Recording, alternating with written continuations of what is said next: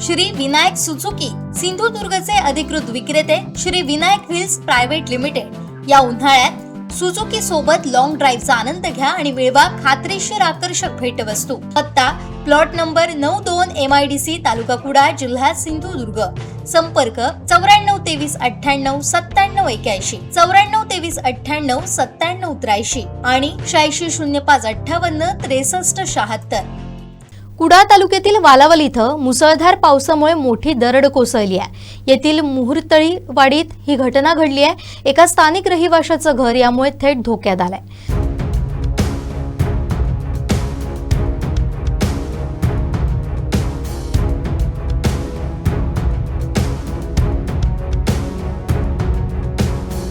साधारण वालावलच्या मुहुर्तळी वाडीत ही दरड कोसळली आहे। मुसळधार पावसामुळे डोंगराचा मोठा भाग खचला आणि थेट खाली आला। स्थानिक रहिवासी सुधाकर रावळे यांच्या घराच्या अगदी जवळ ही दरड कोसळल्यानं त्यांचं घर आता अत्यंत असुरक्षित बनलंय।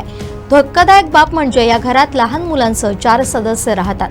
दरड कोसळल्याच्या आवाजानं हे कुटुंब प्रचंड हादरून गेलंय।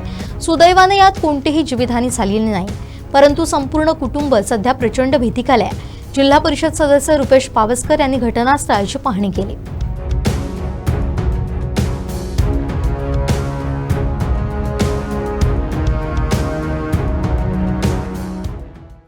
म्हणजे हे साधारणपणे आता दरवर्षी थोडी माती पडतात, थोडे दगड पडतात। यावेळी मोठा दगड होतो, तो माती जास्त पाऊस असल्यामुळे थोडीशी माती घसरून दगड पडलो आणि भिंत घेऊन लागली। तरी किती वाजता घटना घडली?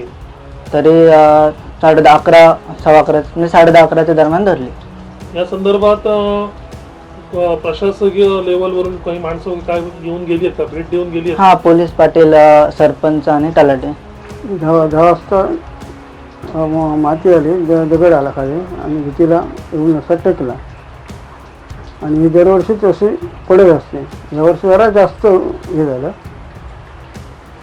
काय घरात काय परिस्थिती? घरात दगड पडल्यामुळे काय नुकसान झालंय का? नुकसान झालं, जराशी बॅग गेली आहे।